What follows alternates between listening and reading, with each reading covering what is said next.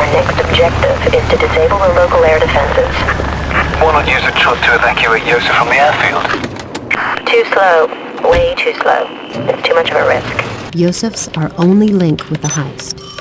He knew not only had the warhead been taken, he knew where, how. Heck, he even quoted the warhead's damn serial number. We must have him in one piece and alive.